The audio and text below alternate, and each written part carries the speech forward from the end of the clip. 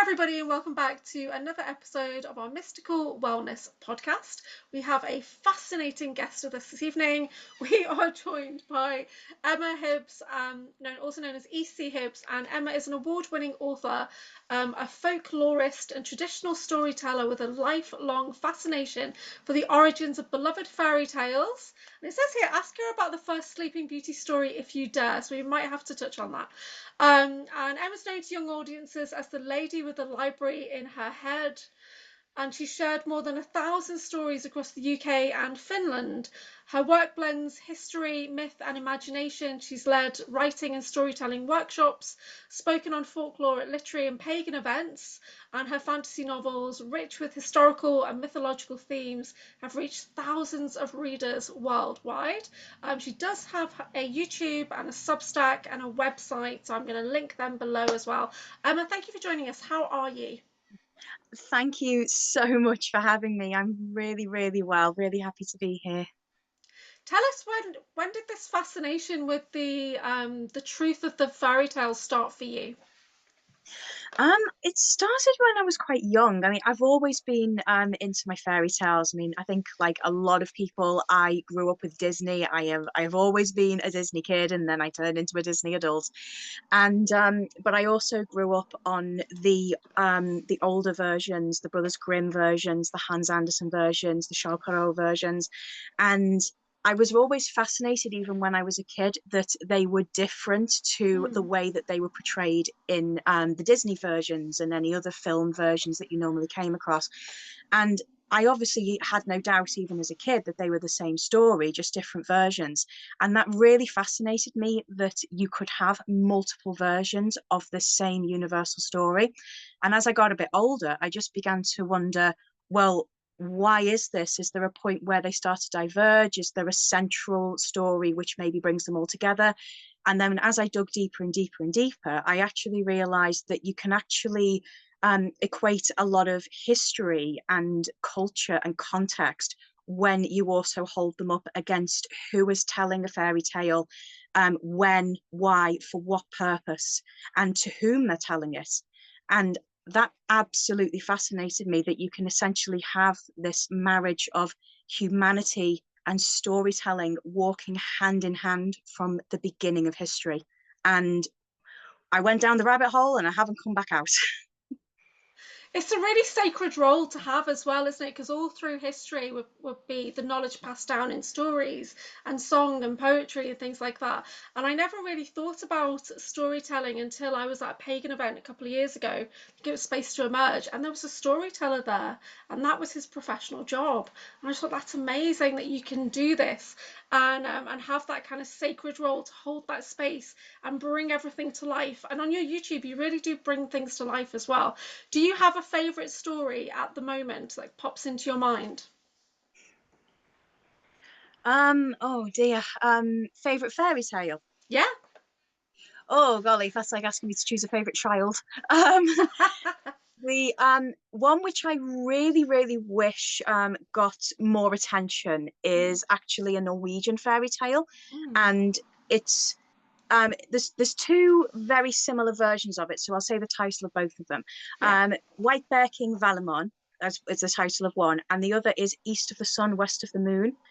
And the best way that I can describe it is, if it starts off very Beauty and the Beast-esque, Mm. and then it goes into an almost Snow Queen quest to save a loved one.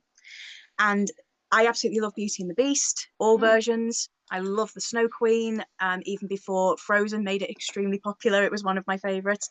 So to find this fairy tale which essentially marries the two was such a treat for me. And I really, really wish more people knew about it. I don't get me wrong, I love the really popular fairy tales. They're popular for a reason. They've earned their place as sort of the popular ones, and there's a reason why they resonate with so many people. But there are so many gems out there which I really wish were more well known. The Brothers Grimm, for example, Mm. I would maybe say that the majority of people know at the most maybe 10 of their fairy tales, but in actual fact, they recorded over 200. Wow. And I really, really wish that more people knew about the lesser known ones, and they tend to be the ones which I focus on whenever I do live storytelling. That's amazing. So, what does Frozen and The Greatest Showman have in common? Um, so Frozen and the Greatest Showman. It's on one of your YouTube videos. It's about the Snow Queen, and it says, "What do Frozen and The Greatest Showman have in common?" It says it on your YouTube.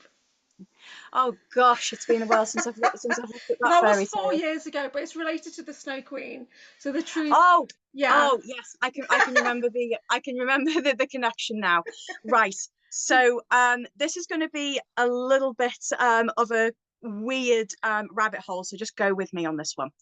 So basically, we have Hans Andersen who wrote The Snow Queen, and he had this tendency to consistently fall in love with very unattainable people for him. And whenever it didn't work out, he tended to be very upset and quite dramatic, really, in how he reacted. And one of such person that he absolutely fell head over heels for and actually proposed to at one point was a lady called Jenny Lind. And if anybody has seen The Greatest Showman, that name may ring a bell because she is the opera singer played in the film by Rebecca Ferguson, who sings that gorgeous song Never Enough. And she was a real person. She was absolutely renowned for having an absolutely beautiful singing voice. And her nickname, the Swedish Nightingale, is actually taken from a Hans Andersen story that he wrote about her called The Nightingale. But he also, after he proposed to her and she very kindly friend zoned him, he didn't really take that very well.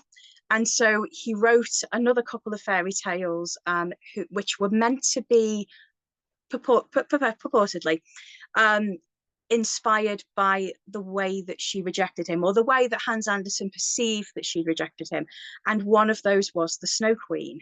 And it's been suggested that the iciness of the Snow Queen is a bit of a reference to how hard he felt he had been friend zoned. Wow, that's really funny. That's mad. I always remember watching a movie and it was Hans Christian Andersen. I don't know how old that movie was, but that's when you say that's what pops into my mind every time.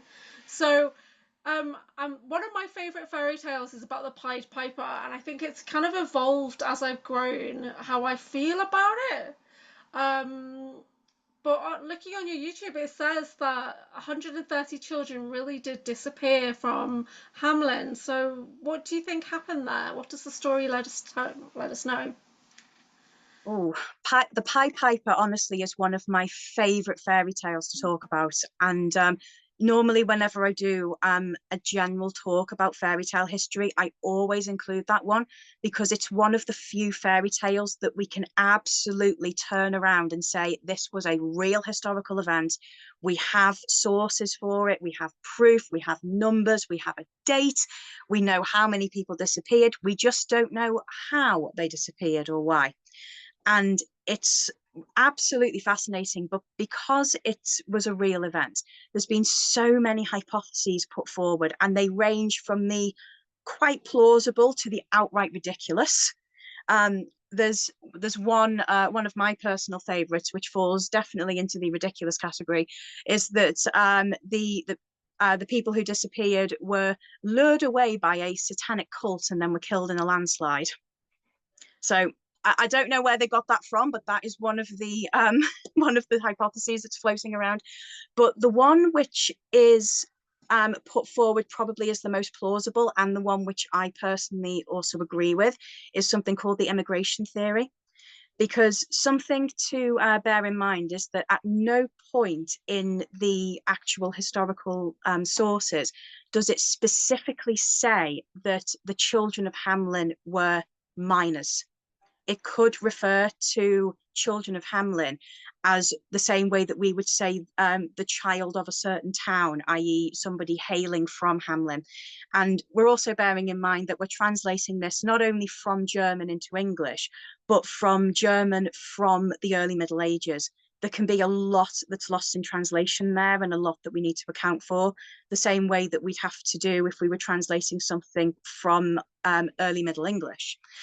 And basically, the hypothesis goes that around this time, you would have these people who were essentially medieval subcontractors, and they would be sent out into places like Hamlin and basically give people an opportunity to leave the area, come and have a better life. And they were known for wearing pied or coloured clothing in order to attract attention. And so there's an idea that perhaps the children of Hamlin, the people of Hamlin, were taken in by one such medieval subcontractor and then taken away into the areas around what is now modern day Poland. And there was actually a linguist, his name was Jürgen Udolf. I'm probably mispronouncing that slightly, but so if I am, I apologize. He actually conducted an experiment to just see if there was any potential truth to this. And he actually used a phone book to basically plot a line between the Hamlin area and what was the area of Pomerania, where they were suggested to have been taken. And he actually found that there was a definite trackable line of surnames going into Poland, which were not Slavic in origin, but were more Germanic in origin from the Hamlin area. So what happened to them is probably never going to be concretely proven, but out of all the hypotheses, that's probably the one that has the most water. But one thing that I can absolutely say is that whatever happened, there were definitely no rats involved. Wow, so why did they write that in? That's mad. That's mad. So I'm looking here and it talks about fairies, and generally we get warned away from fairies because they're not Tinkerbell. And so, so it can be a bit scary. But what's the story, the relationship with the gentleman and the fairy folklore? So that's referring to one of my favorite fairy characters in all of literature. I don't know if anybody's familiar with Jonathan Strange and Mr. Norrell by Susanna Clarke. It's an absolutely fantastic book, and it's going to be over 10 years old now, but they adapted it into a fantastic BBC miniseries. Highly recommended, both the book and the miniseries if nobody has come across them. And it has in it, in my personal opinion, one of the most folklorically accurate fairies since Shakespeare. And he's an absolutely fantastic character, so well connected to the folklore. Susanna Clarke really knew what she was doing. And as you say, he is absolutely not Tinkerbell, very dangerous. And you've got to really know what you're doing when you're dealing with the Fae in this story. And even so, he will still pull one on you if he can, because he is a trickster. He is so close to the traditional depictions of fairies that we have in folklore. And I was absolutely fascinated to see that pulled forward, because it's all well and good us saying beware fairies and they're tricksters and you've got to be so careful with them, but it's actually in my opinion relatively rare nowadays to see such a accurately folkloric portrayal of a fairy in modern popular culture. A lot of people will gravitate towards the sparkly, friendly Tinkerbell fairy, which is fine if that's the story that you're going for. But if you want to have a really trickster, untrustworthy fairy, I'll honestly look no further than that story, because it is absolutely fantastic. That's so cool. Do you ever work with elementals when you're writing your stories and things like that? Do you get guides coming in? Usually if I do, it tends to be in my sleep. I tend to have extremely vivid dreams. And when I was younger, I learned how to lucid dream, and that really helped me to figure out story elements. And I don't do it as much now, but it's because I'm content to let my dreams be and see what guidance I can take from them and see if anything wants to present itself to me. And sometimes I can take that and then spin it in a way which will allow it to make sense within a story that people are actually going to read. but if nothing else, it really helps me to open doors which maybe I wouldn't have thought to look at. Love that. So you started writing when you were 12 years old, your first novel. So what made you start writing that novel? What was it called, that first one? It was called Silent Night, and it wasn't a fantasy, it was a thriller, a very bad thriller. I hasten to add. Um, I wrote my I wrote my very first story when I was 5, and that was even Mm, worse. But it was so much fun to do, mm, and I just found when I was a kid that it was just such an outlet for me. I've often said that mm. writing allows me to both escape from the world and make sense of it at the same time. And it was always something that I just felt was very natural for me to do. And I felt very welcomed into using that to help me just get through life and enjoy life and just breathe my life back into it. And yeah, so when I wrote that story, I did it because up to that point I'd written short stories, or just because I Mm. was a kid, it was all I could do. And I had this story which just felt like it was too big for a regular one. So I thought, well, let's have a go and see if I can write a novel. And like I said, it was awful. I will never show it to anybody. It will never see the light of day. But the fact that it was awful wasn't the point. It was the fact that I did it. Yeah. And it told me, even when I was younger, that I could actually pursue this if I wanted to. It's better to have something 100% which is Mm. awful than 100% of nothing. It's still a stepping stone, Yeah. and the only thing that you can do from that point is improve. So after that, I wrote quite a few novels. I think before my first novel was published, I'd actually written another 4, and the one which was first published was actually the 5th novel that I'd ever written. Yeah. But it was definitely, out of all of them, the one which was the most polished and the one which I wanted to be the first. Mm. And you haven't just written a couple of books, you've written a lot of books. Probably more than any other author that I've interviewed, I think. Really, how many books have you published now? Um, a couple of months ago, number 15 came out. Okay. Yeah, and but that's just novels. I've also done quite a few short story anthologies. Most of them have been for charity. That was really, really nice to do. Felt really fulfilling to do that.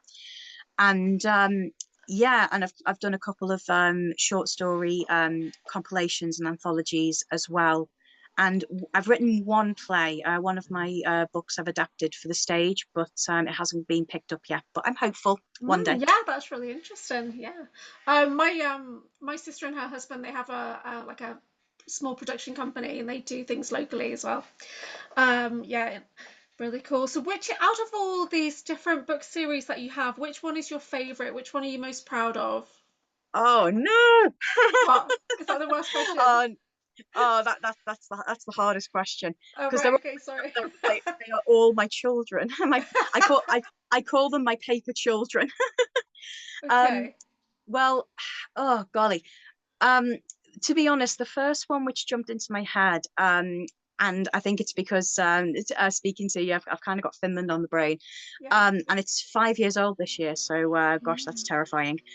Is the Foxfires trilogy. So okay. I wrote that basically as a love letter to the Arctic after I was there for so long, and it's very heavy on sort of spirituality, and Mm, there's a drum-based magic system, and there's a lot of, like I say, shamanism in there, and yeah. spirits and nature-based magic. And it was so much fun to write, and so amazing, especially because I could pull in my experiences of living up in the Arctic. What was And there that were absolutely, like, oh, living out there? it was stunning. It was amazing. I still think of it as my second home. And Mm, just around this time of year when it starts getting colder, I always start missing it as well, because I just long to look up at the sky, see the stars, see the northern lights, and just it was extremely cold, I won't lie. But I'm quite good in the cold, and I always have been, so I actually felt quite invigorated by it. Yeah. The coldest I ever had it out there was -32. Oh wow. Yeah, and that was actually so cold that my hair froze. So that was That's an right. interesting experience. I have been to Iceland, and first thing we noticed was it's just still. There was no wind like we have here, so it was like -3 or something, but it just didn't feel like it because there was No, no wind like we have. It wasn't raining or anything, so yeah, it was actually quite comfortable out there in Iceland, and every yeah, house was so hot. So was it like that in Finland, where there's so much heating on all the time, and it's just yeah, so I everybody's found it I found it quite comfortable because, I mean, when I was up there, I actually lived in a little log cabin, oh and wow. because the wood is a natural insulator, and you have the fire going, of course, and Mm, the windows are just so heavily glazed. I mean, we have double glazing over here. They basically have quadruple glazing over there. And what I used to do was we'd have the fire on, and that was a nice, comfortable heat. But I just used to keep the central heating turned down to just a comfortable level. And if I got too hot, all I needed to do was actually open the inner glazed window, just leave the yeah. outer one closed. And then that by itself would lower the temperature just enough to get me comfortable. Because, like I said, I'm quite partial to being cold. My Mm, natural comfortable temperature is, in my experience, a little bit lower than a lot of people that I've met. So I don't like to be too hot. So I'd always rather be a little bit colder and then put layers on rather than be too hot. So that's the way that I managed it when I was over yeah. there. But what drew you to Finland? Why were you out there? I used to work for a travel company that was based out there during the winter season. So every November, I would fly out, and then I would stay there until just after New Year. And it was just absolutely amazing. We'd fly from Manchester, first of all, to Helsinki, and then on to Rovaniemi on the Arctic Circle. And Mm, then we would drive a further 90 miles into the Arctic Circle. And wow. we lived in this tiny little village in the middle of the forest. And it was, honestly, I felt like I had fallen into a fairy tale every time I looked out of the window. Mm. Did you ever encounter or kind of get the impression that there was other things out there in the forest? Yes, I think Mm, when you're surrounded by that amount of nature and it's so dramatic, mm, it really, really does. It makes you feel so small, but not in a way that you feel insignificant. If anything, I felt invigorated by being surrounded by all of that nature and thinking, I am literally standing in a forest which stretches all the way around the globe. wow. And that was just such a stunning thing to think, and to think, what have these forests seen? And what has happened in these forests, not just within living memory, but within all the time that it stood here encircling the globe. There was such power in that. And something which I actually really, really appreciated when I was out there and I felt such power in was how silent it was. But it wasn't Mm, an oppressive silence. It's because you have obviously the forest itself, but because the snow is so deep and the snow itself naturally absorbs a lot of sound, everything is muted, but at the same time, what noises you do hear seem extra sharp. And that very strange, almost liminal juxtaposition, it really, really made me feel like I was I was really in a special place, and it really, really left an impact on me. yeah, that is so cool. Are you going to go back? When are you Oh, going back? absolutely. I've Yeah. been back. Just I went back after COVID for a little bit just to see my Mm, friends who live out there. But I'm always chomping at the bit to yeah. go back. Every opportunity I get to go back, I will. The visual I get is just like massively tall trees and you being very, very small and huge trees.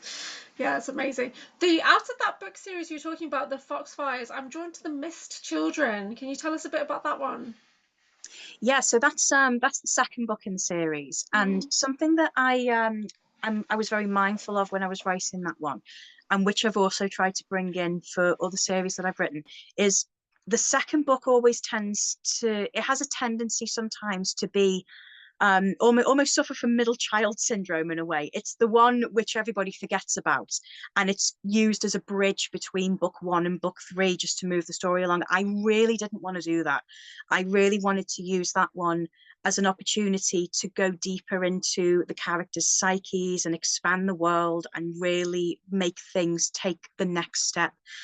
And it's the whole trilogy is very heavily inspired, as I mentioned, by my experiences living up in the Arctic. But I wanted to take a lot of inspiration from the folklore and mythology of that region as well. But I was very, very adamant from the beginning that I didn't want to represent one group of people in particular. It was meant to be a fictional, fantastical interpretation of stories inspired by things which I had come across and which I have a lot of respect for. Mm. And The Mist Children was very heavily inspired by these creatures which you find a lot in, it's mainly Norse and Icelandic mythology, called draugrs. Mm. And there's many different ways that they can be interpreted. Sometimes they can be interpreted as undead beings, almost akin to zombies. But I was particularly fascinated in ones which connected them to water and sort of the souls of drowned sailors and things like that.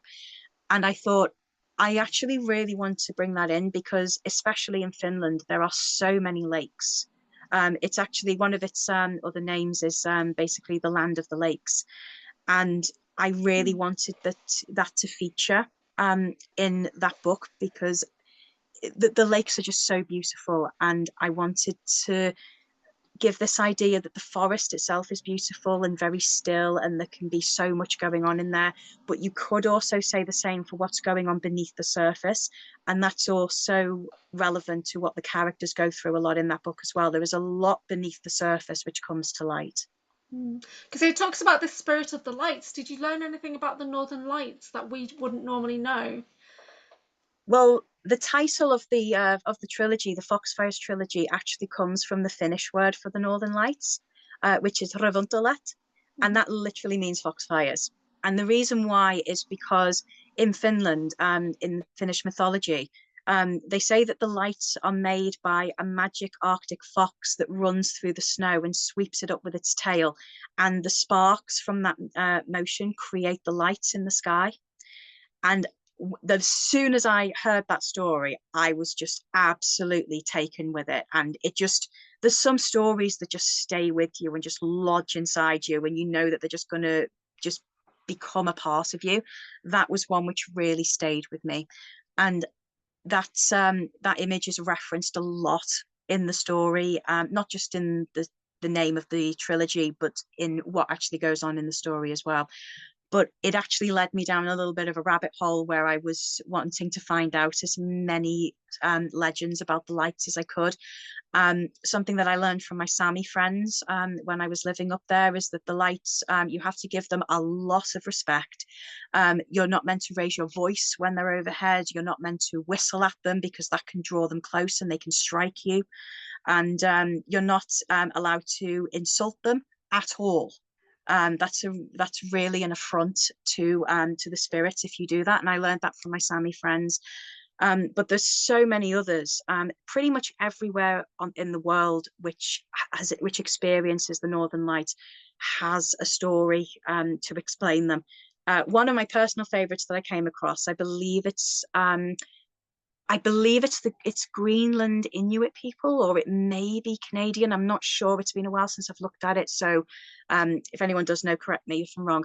But it's essentially not quite a football game, but essentially a football game that's played with a walrus skull. And we're seeing the very excited game in the sky taking place whenever the lights are shining. Oh, I love that. That's so cool. That's really cool. It says for I think it's the third book, it talks about the Great Bear Spirit. So is that different in Finland, or is that like a shamanic bear spirit? So I did take a little bit of liberty with that. There isn't in the overall folklore of any one specific people Mm. a the Great Bear Spirit as I have described it in the story. But the reason why I use that is because in a lot of northern folklore, there is a really, really heavy importance placed on the bear. And it shows up so often as a symbol of strength and a symbol of even the countries themselves will use it as their national symbol. And if there was going to be one animal that could best sort of illustrate that part of the world, even if it was in a fantastical fictional sense, it had to be a bear. So I really sat with that image for a long time, and I was trying to figure out the best way that I could make it work, because in the story, this is a land where there's spirits everywhere. There's the spirit of the Northern Lights. There's spirits in the earth. There's spirits in the lakes.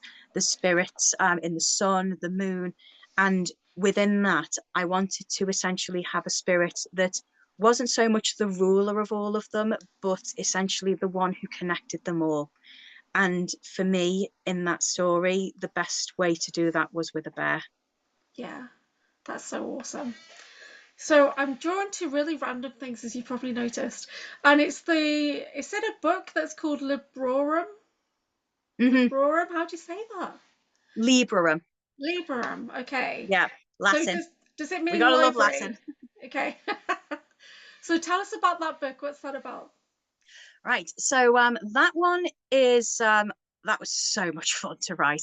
I actually wrote that as a novella for a collection of stories and an anthology called Dance with Darkness.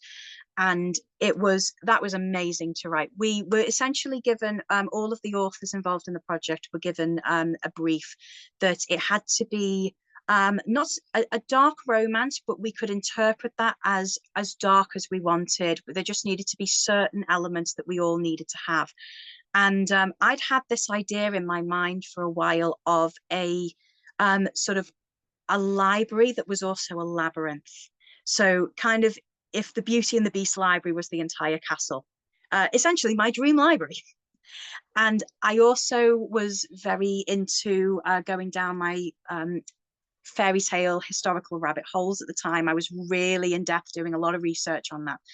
And I was really taken with how many of the stories were essentially not as well known as some others, and how some have essentially fallen out of the collective mindset simply because they're not told anymore. And I was thinking to myself, well, what if in a different universe, essentially, it's not so much that they're being forgotten on purpose as much as they're being written out of existence because nobody cares for them anymore? And what if there was somewhere a library large enough to hold them all and to be a sanctuary for them? And as soon as that idea came into my head, I just went, okay, I know what I'm writing next. And when it was first published in Dance with Darkness, it had an absolutely huge promotional push from all of us. And I was actually stunned to see what happened, because that anthology, it essentially broke the Amazon bestseller list. And on one day, I woke up and I looked at the stats, and briefly, but I will always remember this, it had beaten out anthologies by Neil Gaiman, Terry Pratchett, and Brandon Sanderson. And That's I was just, incredible. yeah, I was just staring at my phone going, excuse me, what? What? I was in shock. And I took a screenshot because I thought, I need to remember this. I need to be able Amazing. to tell myself that I didn't dream this. And Dance with Darkness is now out of print. It was only a limited release. So Librum at the moment isn't available anywhere. Right. However, it is going to be re-released as an author's preferred text, and I'm aiming for that to be in 2027. Okay. Specifically because that's going to be my 15th anniversary of my first book being published. And because it's so story heavy, and one of its main themes is, as a creative, just having the belief in yourself to be good enough. I actually dedicated the original story to all creators. And I want that to be the book which comes out during my 15th year. I want to use it as a way to essentially give back to everyone who supported me so far and everybody else who is a creative, because we are good enough. Yeah, that's beautiful. That's really lovely. Do you have lots of books on the go at the same time that you're writing, or is it one idea at a time for you? A little bit of both. I actually tend to think of my head as almost like a production line, so or almost like a filing cabinet. Yeah. So I only ever write one book at a time, but I'll have others in various stages of production in my head. So Mm. I'll have one which I'm writing, actively writing, but I'll also maybe have another one which is having an edit, and another one which is being just planned out, and another one which is being researched, and they're all at various stages. So Mm. because of that, it's actually quite rare for me, touch wood, to have writer's block. Because if I Mhm. do find that I hit a little bit of a wall with one of them, I can essentially say, okay, I'm going to put you aside for now, and I'm going to go and focus on this one and do a bit on this. And then by the time I come back to you, you've probably sorted yourself out already. So I find that's a Yeah. really nice way for me to work, and it means that I'm always sort of being productive. The main problem that I have with it is that sometimes a new idea will come to me, and I'll get so excited, and I want to just jump straight into it, Yeah. and then I have to sort of throw the brakes on and essentially say to this story, "Hi, it's nice to meet you. Get to the back of the queue." That's so funny.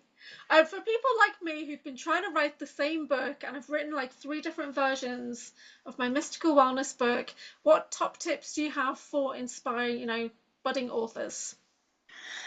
I think the most important thing, really, to sum it up, is don't stop. Because as I mentioned earlier, it's always going to be easier to have 100% of something than 100% of nothing.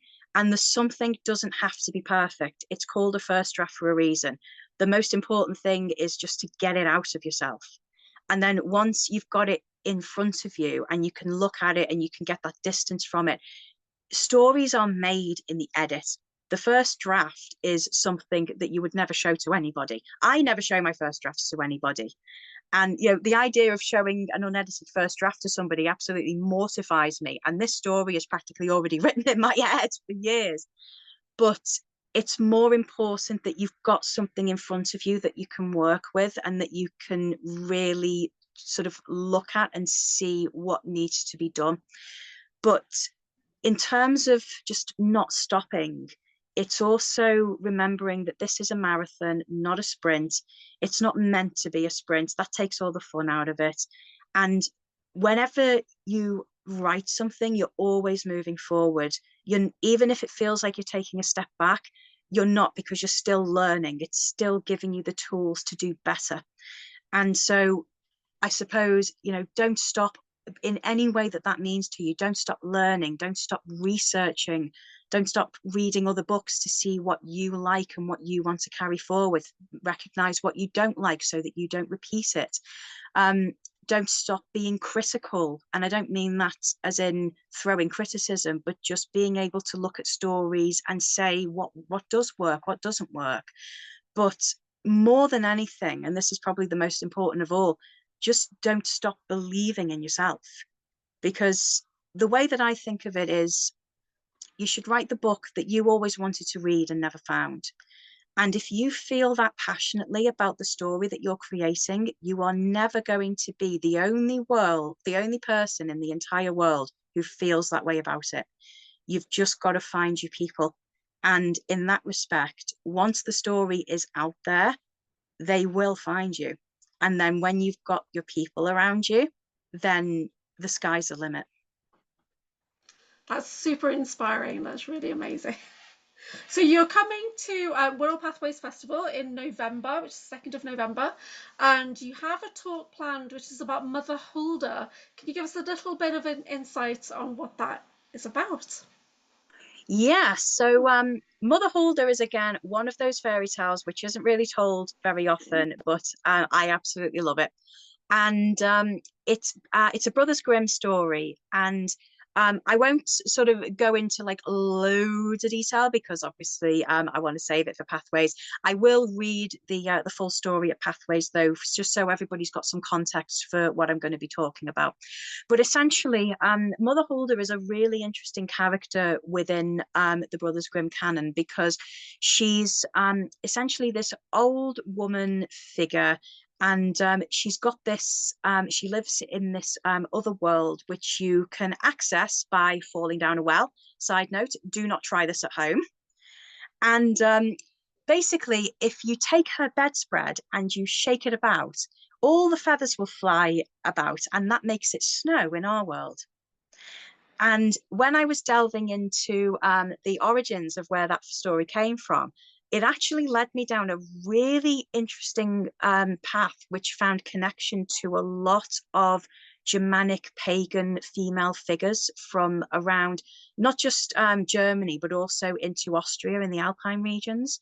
And it's absolutely fascinating to see how all of these figures who have passed into local folklore but originated as almost goddess level or goddess equivalent have been distilled down into this story, which on the surface only has a tiny thread of what it represents historically. So what I'm going to be doing at Pathways is essentially introducing everybody to the story as the Brothers Grimm wrote it down, the version which is most readily available to English speaking readers. And then we're going to essentially pull the covers off that story, maybe make some snowflakes fly while we're at it, and see exactly where she came from and what she can represent if you look at it slightly differently. That sounds really good, really fascinating. I'm excited for that. So, is there anything that you've got coming up that you'd like to promote? So recently, the cover artwork was revealed for my next novel, which will be coming out on the 17th of March next year. It's called The Fire Within Stars, and it is book 3 of the Nightland Quartet. And that's probably one of my most ambitious stories that I've written to date. The quartet itself is essentially what you would get if you combined about 30 Brothers Grimm fairy tales Wow. with Gothic, early Gothic literature like Jane Eyre and Bride of Lammermoor, threw it all together with early Victorian history. And it was all told by a queer neurodivergent woman. Oh, wow. So there's a lot going on in there. Sounds good. It's been such a joy to write that series. It's one that's extremely close to my heart. And I'm so excited for the 3rd book to be coming out. All of the books in that series are fully illustrated, and the paperback will also have some extra special illustrations in there as well. So very excited for that one to be coming out next year. Oh, that sounds so good. Let everybody know how they can reach you, how they can find your books. So all my books are available on Amazon, most of them in both Kindle, ebook and paperback. Some of them are paperback only, but in that instance, they're actually short stories which you are able to read for free on my website. I just offer them as a paperback version on Amazon because I know some people like to have a physical book. My website is echibs.weebly.com. There will also be very shortly an online store launching on there where you'll be able to get the books directly from me and signed as well with some other merchandise as well. On my socials, I'm Hibbs on pretty much everything, Facebook, YouTube. The only ones where it's a little bit different are TikTok, Threads, and Instagram, where I'm E_C_Hibbs. And what about the Batty Brigade? So the Batty Brigade is my affectionate term for my readers. So by reading my books or following me, you are automatically an honorary Batty. But it's basically just my nickname for the people who enjoy my stories. And the reason why it's called that is because something that's really important to me, both in stories and when I interact with my readers at events and online, is acknowledging that we are all different, we are all individuals, we are all in our way a little batty, Mm. but it's that uniqueness which unites us. Yeah. And the Batty Brigade is just not only a little nickname for people, it's also a collective safe space for people to be themselves and be creative and not be afraid to express themselves however they want. Yeah, that sounds so lovely. You're so inspiring. It's got such a beautiful, calm energy. This has been so good. Thank you so much for joining us. And we'd love to have you back on, by the way, so we could talk about your other books and things as well. Oh, that would be lovely. Thank you so much for having me. It's really been an honor. You're welcome.